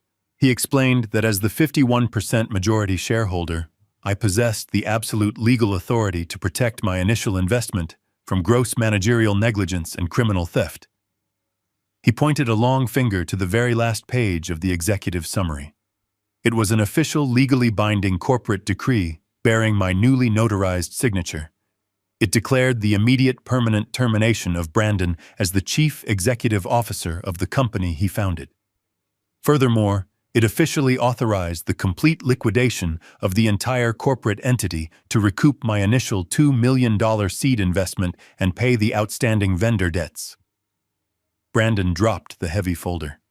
The thick stack of papers spilled across the floor, mixing with the security photographs of his wife committing a felony. His entire world had just violently evaporated into thin air. His company was gone. His professional reputation was completely, permanently destroyed. The board of directors would receive the full audit results by morning, and the furious wealthy investors would immediately file massive civil lawsuits to recover their stolen money. Brandon fell backwards, stumbling clumsily until his back hit the heavy wooden bookshelf lining the wall of the study. He slid down the polished wood paneling until he was sitting on the floor right next to his sobbing wife. They were two broken, ruined people sitting in a puddle of freezing, muddy rainwater and shattered dreams. They had walked into my home expecting to conquer a weak old man and walk away with endless wealth. Instead, they had walked directly into a perfectly executed legal execution. Brandon looked up at me with hot tears streaming down his face. He finally asked me why I was doing this to him. He pleaded with me, saying that I was completely destroying his entire life and that he would be entirely destitute and homeless. I leaned forward in my medical wheelchair, resting my elbows on the polished mahogany desk. I looked at the son I had loved and protected for over 3 decades and delivered the final absolute truth of the night. I told him that I was not destroying his life at all. I was simply holding up a highly polished mirror to the massive destruction he had already caused on his own. I reminded him of the cold, sterile hospital room, the agonizing pain of my shattered leg, and the terrifying reality of my accident. I reminded him of the exact cruel words he spoke before he walked out the door to catch his first-class flight. I told him that he had made a very clear, conscious choice that day. He chose temporary, superficial luxury over deep familial loyalty. He chose his own immediate comfort over my basic physical survival. I explained that actions have severe, inescapable consequences in the real adult world. He had spent his entire life insulated from those harsh consequences by my endless financial generosity and blind love. I told him that my generosity had officially run completely dry. I was not angry anymore. I was simply making a silent, necessary adjustment to the reality he had personally created. I instructed him to look down at the 3 folders scattered across the floor. I told him that those documents were his entirely new reality. He was a broke, unemployed man facing massive civil litigation, and his wife was facing imminent felony charges for grand larceny. The massive trap had completely snapped shut, breaking every bone of their entitlement. I sat back in my chair and looked at the 2 massive security contractors waiting quietly in the shadows. I told Brandon that the corporate audit was entirely complete, and his final meeting in my home was officially over. The absolute finality of the corporate decree rested heavily on the polished wood floor. Brandon stared at my freshly notarized signature. It was the exact same signature that had generously funded his entire existence since the day he was born, and now it was the signature that condemned him to federal prison. The arrogant delusion that he was a brilliant self-made entrepreneur evaporated entirely into the cold air of the study. He finally understood the terrifying scope of his immediate future. He was not just a disgraced executive facing a ruined company and public humiliation. He was a common criminal who had committed severe wire fraud and gross corporate embezzlement. The federal authorities would inevitably seize his personal assets to satisfy the furious wealthy investors he had defrauded. His leased luxury cars, his expensive designer watches, and his high-end condominium would all be rapidly auctioned off to pay for his massive fraudulent debts. The suffocating, crushing weight of this new reality squeezed the remaining defiance right out of his chest, leaving him completely hollow. His wet knees hit the expensive Persian rug with a dull, heavy thud. He crawled forward completely, ignoring the freezing mud and rainwater soaking into his thin resort clothing. He reached out with trembling, frantic hands, trying to grasp the metal footrests of my customized medical wheelchair. The 2 massive security contractors immediately stepped forward to intercept him, but I raised a single hand to halt their movement. I wanted to hear exactly what my son sounded like when his profound arrogance was entirely stripped away. He looked up at me with a face completely distorted by sheer animal panic. He begged me to reach down and tear up the corporate audit. He pleaded with me using the language of family and blood, claiming that a father could never send his own flesh and blood to a brutal federal penitentiary. He wept loudly, his voice cracking, as he promised that he would work every single day for the rest of his natural life to pay back the stolen corporate capital if I just gave him one more chance to fix his terrible mistakes. I looked down at his tear-stained face and felt a profound, chilling emptiness where my unconditional love used to reside. I did not feel the protective paternal instinct that had governed every single decision of my entire adult life. That instinct had died permanently on a cold highway surrounded by shattered glass and twisted metal while he was busy packing for a tropical vacation. I leaned slightly forward and looked directly into his panicked, searching eyes. I spoke with a quiet, unyielding authority that filled every corner of the silent room. I told him that he had made his final choice regarding our family when he stood over my hospital bed and complained about a minor parking fee. I told him that he was the one who voluntarily severed our bond so he could fly to a beautiful beach while I was left broken, bleeding, and entirely alone. I looked at the devastating legal documents scattered across the floor between us. I stated clearly that he had disowned me when my survival was inconvenient to his schedule. I was simply formalizing the paperwork to match his ultimate decision. I told him he was no longer my son, he was just a financial liability I was legally liquidating. Brandon opened his mouth to scream another desperate, pathetic plea, but I did not give him the opportunity to speak another word in my home. I turned my head and gave a sharp, definitive nod to the two security contractors waiting silently in the shadows. They moved with terrifying professional efficiency and overwhelming force. They grabbed Brandon by his wet, shivering shoulders and hauled him forcefully to his feet. He thrashed and kicked violently, screaming my name and begging for mercy, but his frantic struggles were completely useless against their massive physical strength. Aaron Foster calmly opened the study door as a third private contractor emerged from the hallway and firmly grabbed Madison by her arm. She did not fight back or offer a single word of protest. She was completely paralyzed by the terrifying realization of her impending felony charges for stealing my late wife's silver collection. They dragged my former son and my former daughter-in-law out of my study and down the long, dark hallway. They marched them right past the empty cherry wood display cabinet and directly through the kitchen where the shattered glass from the broken window still covered the tile floor. The heavy side door was shoved violently open, letting the freezing rain and the howling winter wind rush back into the warmth of the house. The security guards physically threw them out onto the dark, freezing lawn without a shred of hesitation or gentle care. I wheeled my medical chair slowly toward the broken kitchen window and watched the final brutal consequence of their greed unfold in the mud. Brandon stumbled clumsily and fell face first into the freezing dirt. He reached a trembling hand out toward his wife, desperately seeking comfort and solidarity in the absolute ruin of their lives. Madison did not reach back to help him up. She looked down at him with a face twisted into pure, vicious hatred. The grand illusion of their perfect, wealthy marriage shattered instantly in the cold, driving rain. She began screaming at the top of her lungs, striking his chest repeatedly with her closed fists. She shrieked that he had promised her endless wealth and a life of untouchable luxury. She cursed him for losing his entire company and failing completely to secure my valuable estate. She screamed that she was leaving him immediately and finding her own aggressive lawyer to protect herself from his criminal fraud. They tore each other apart in the freezing mud, entirely consumed by the toxic greed that had brought them to my door. I watched them destroy each other for one long moment before I turned my wheelchair around and left them to the storm. 2 weeks passed since the violent storm and the final confrontation in my study. The harsh winter weather had softened into a crisp, bright morning.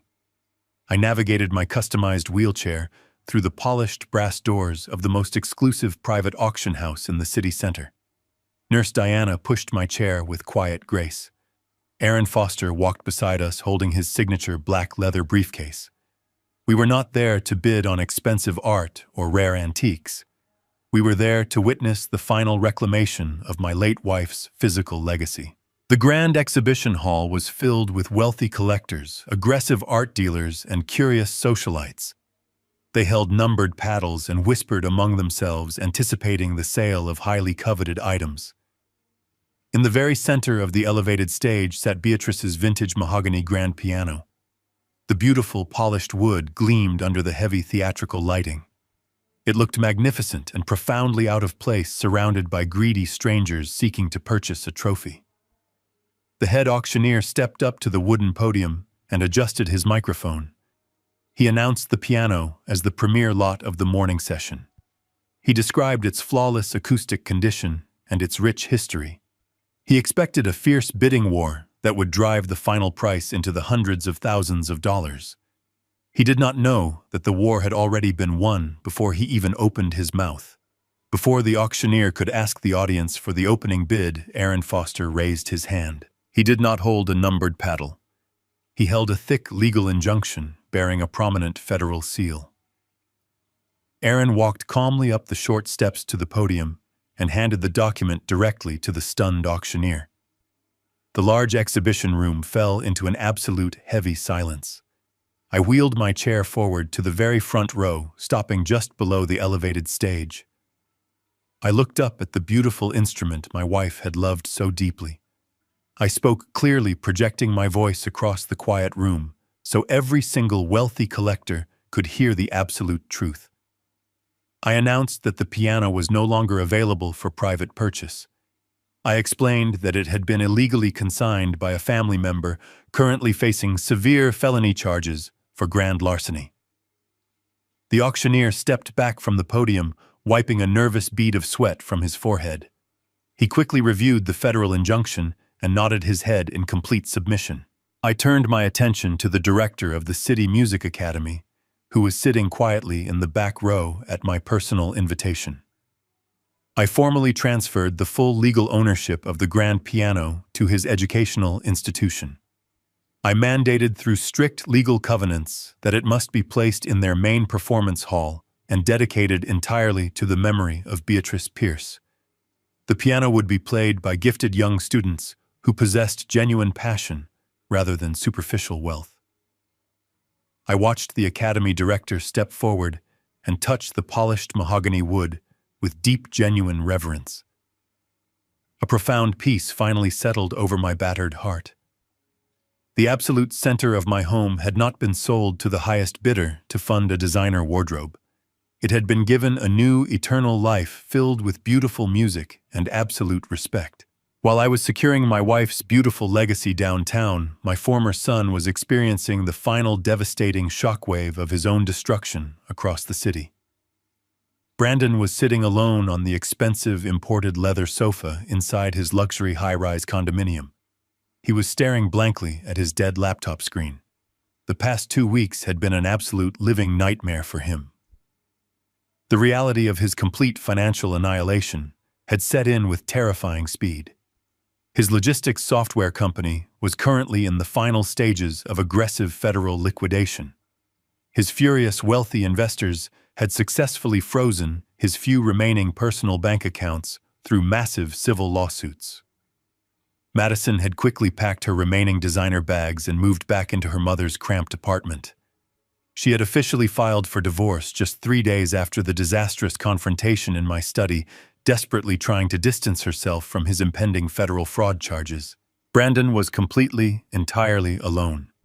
He believed that despite the absolute ruin of his professional life, he still possessed a multi-million-dollar penthouse overlooking the city skyline.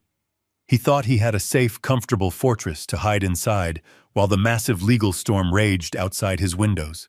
He was entirely wrong.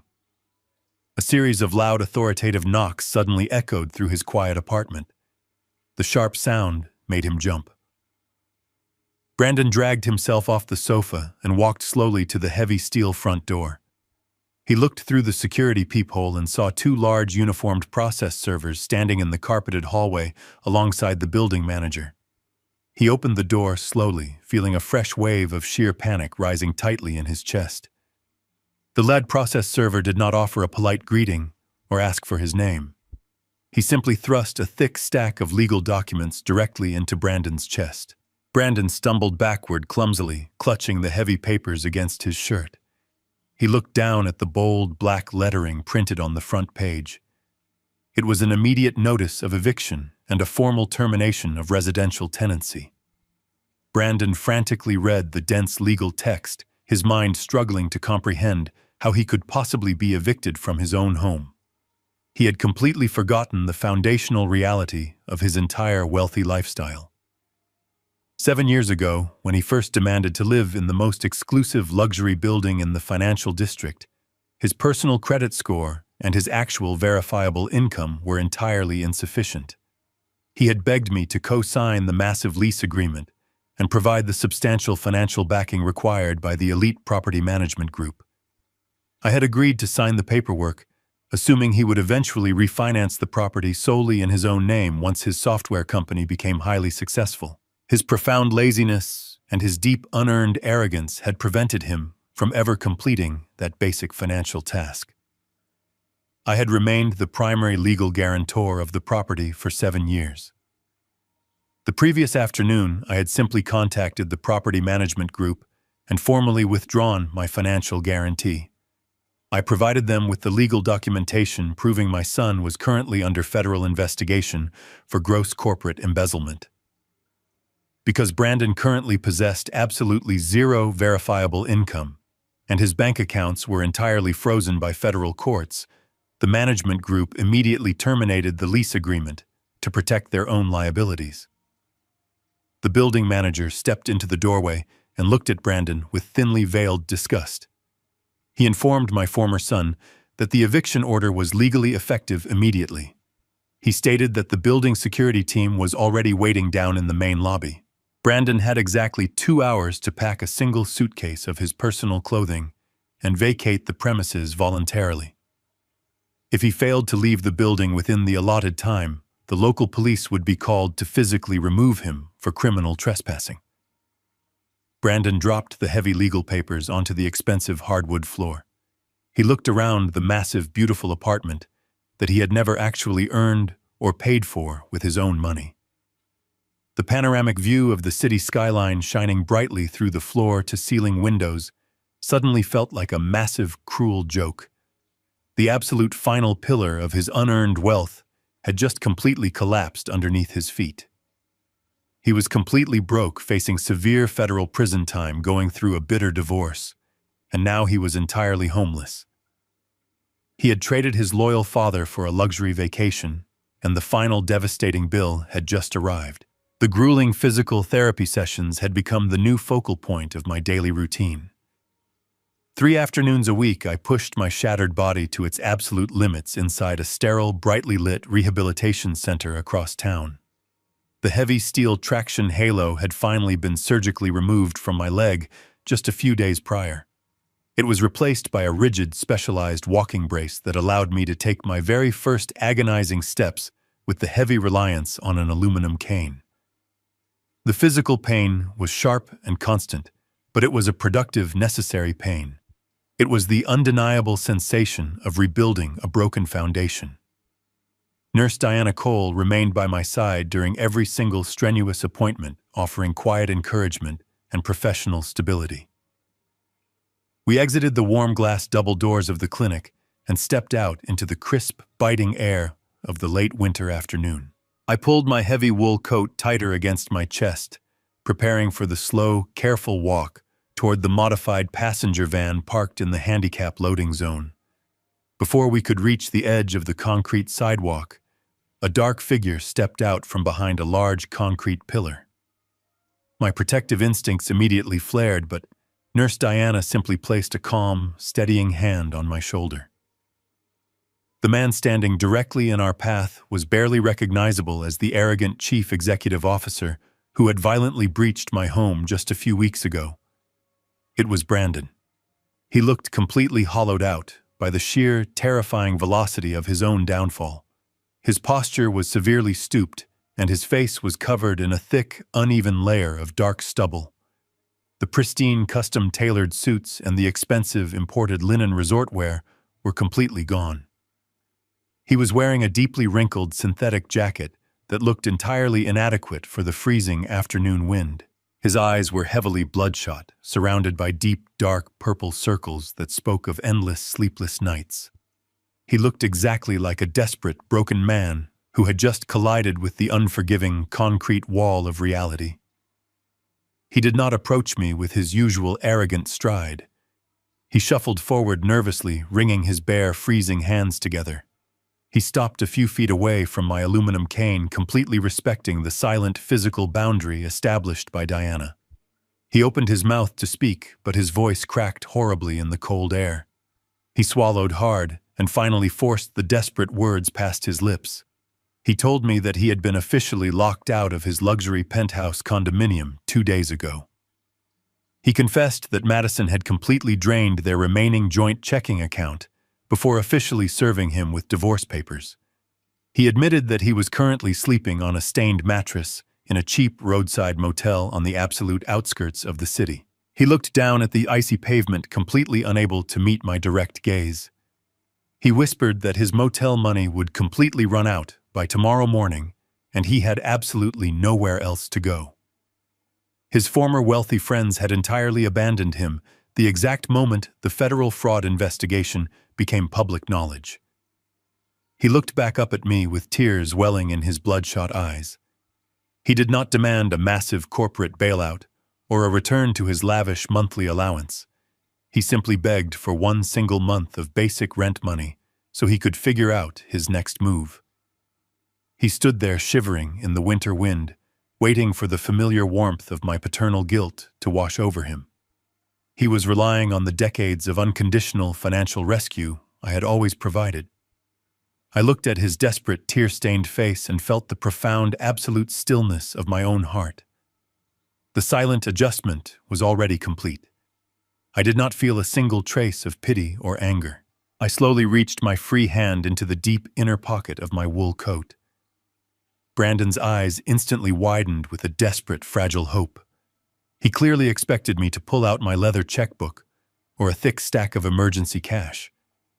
He leaned slightly forward, practically vibrating with the anticipation of his immediate financial salvation. I withdrew my hand and held out a single piece of crisp white printer paper that had been folded neatly in half. Brandon reached out with a trembling hand and took the paper. He unfolded it quickly, his eyes scanning the black text with frantic speed. The fragile hope completely drained from his face, leaving behind a mask of pure, unadulterated despair. It was not a bank draft or a legally binding financial contract.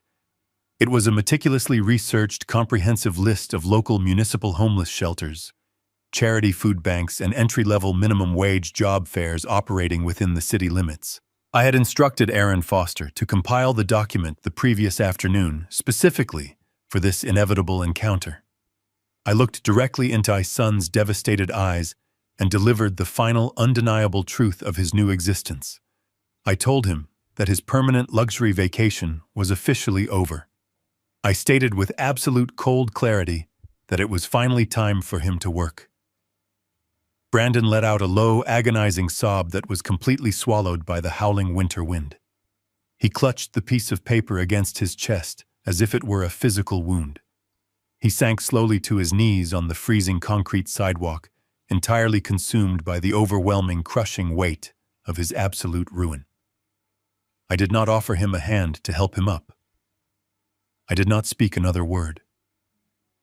Nurse Diana stepped forward and opened the heavy passenger door of the modified vehicle. I carefully maneuvered my rigid, braced leg and settled into the comfortable leather seat. She closed the heavy door with a solid, definitive thud, completely cutting off the sound of his weeping. She walked around to the driver's side, started the engine, and pulled smoothly away from the curb. I sat quietly in the warm cabin, looking straight ahead at the road unfolding before me. I did not turn my head. I did not look into the rearview mirror. I left him kneeling on the frozen pavement, entirely alone to face the brutal reality he had so carefully constructed. 6 months passed since the freezing winter storm washed the last remaining traces of my son from my property. The bitter cold of that dark season had finally surrendered to the warm, bright sunlight of early summer. My physical recovery had been a long, grueling journey, but I had walked every single step of it on my own terms. The heavy medical walking brace had been permanently retired to the back of my closet. I now navigated the polished hardwood floors of my home using a thick, solid oak cane I had commissioned from a local craftsman. My right leg still ached when the weather turned damp, but the pain was no longer a terrifying reminder of my vulnerability. It was a quiet, steady testament to my survival. I walked through the quiet living room, pausing briefly near the empty corner where Beatrice's vintage mahogany piano used to sit. The space was no longer a painful void. It felt clean and entirely peaceful. The toxic, suffocating anxiety of constantly managing Brandon's manufactured crises had completely evaporated from my daily existence. I poured myself a cup of dark coffee and walked out onto the back patio, breathing in the sweet scent of the blooming garden. I was entirely alone, but for the very first time in decades, I did not feel lonely.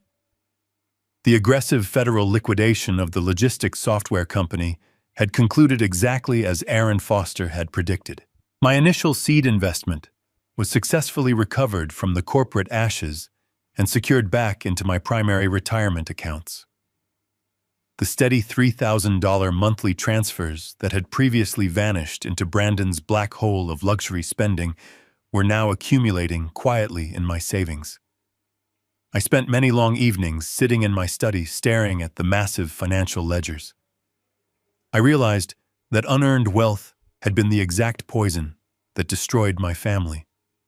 I had handed my son a golden kingdom without ever teaching him how to build the castle walls. I refused to let the remaining years of my life and the vast resources of my estate go to waste simply sitting in a dormant bank vault. I wanted my legacy to actively build something profoundly meaningful in the real world. I began to think very deeply about the people who had actually stood by my side during the darkest, most terrifying moments of my recovery. I did not think about blood relatives or legal heirs. I thought exclusively about Nurse Diana Cole. Diana had spent the last 6 months demonstrating the exact kind of relentless dedication and quiet integrity I had always desperately hoped to see in my own son. Through our daily conversations during my physical therapy, I had slowly learned the difficult truth about her personal life. She was working grueling 14-hour medical shifts and taking private nursing contracts just to survive the crushing weight of her massive student loans. She was simultaneously paying for her younger sister to attend community college and supporting an elderly mother who could no longer work. She never once complained about her heavy burdens. She never demanded a luxury vacation or felt entitled to a life of easy leisure. She simply woke up every single morning, put on her medical scrubs, and did the hard, necessary work of healing broken people. She was the absolute antithesis of the entitled monster I had raised. Watching her tireless, compassionate labor ignited a brilliant new purpose in my mind. I realized that there were hundreds of brilliant young medical professionals just like Diana struggling to survive in a world that rarely rewarded pure, honest work. I picked up my phone and called Aaron Foster to schedule one final major structural adjustment to my estate. Later that same week, I ordered a private car to take me to the administrative campus of the State Medical University. I walked proudly through the heavy glass doors of the administration building, leaning heavily on my oak cane but keeping my head held high. I was escorted directly into the sunlit boardroom of the nursing college dean. Aaron Foster was already waiting at the polished mahogany conference table with a neat stack of legal documents prepared. We were not there to initiate a hostile corporate audit or freeze a fraudulent bank account. We were not there to destroy anything. We were there to plant the seeds of a completely new legacy. I sat down at the table and reviewed the comprehensive endowment contract Aaron had drafted. I was officially establishing the Beatrice Pierce Memorial Scholarship Fund. I was redirecting the massive recovered corporate capital and the former monthly allowance into a permanent financial trust. The endowment was specifically designed to provide full tuition coverage and a generous living stipend for young, struggling nursing students who demonstrated severe financial need and exceptional clinical empathy. I picked up the heavy gold fountain pen and signed my name at the bottom of the final page. The dark ink flowed smoothly across the crisp white paper. The profound emotional weight of that single signature was entirely different from the destructive legal strikes I had executed 6 months ago. Signing the corporate freeze had been an act of necessary amputation. Signing this educational endowment was an act of absolute undeniable creation.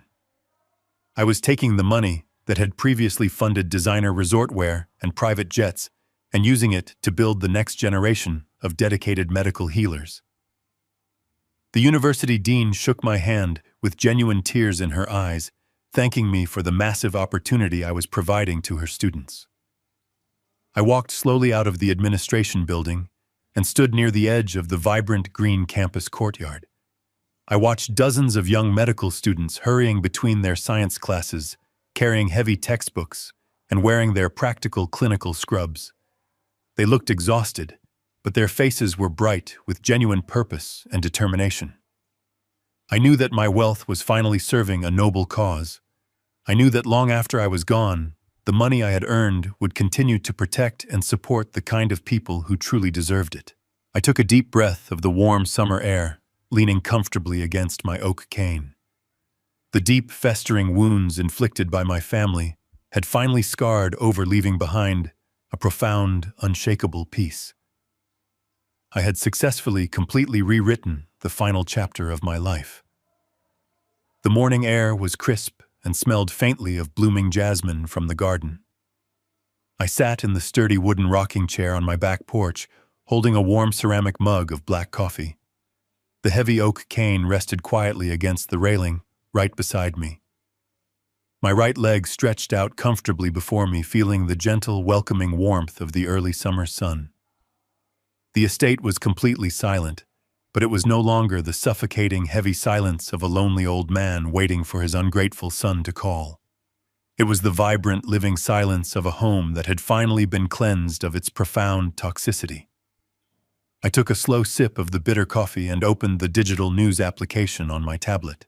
I did not search for his name actively anymore, but local financial news always had a way of finding the surface. I scrolled through the morning headlines and stopped on a brief municipal legal summary. It was a short, dry paragraph buried deep in the business section, detailing the upcoming proceedings in the federal bankruptcy court.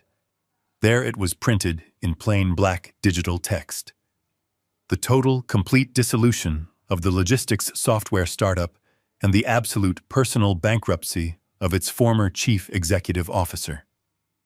Brandon was scheduled to stand before a federal judge later this week and officially declare his absolute financial ruin.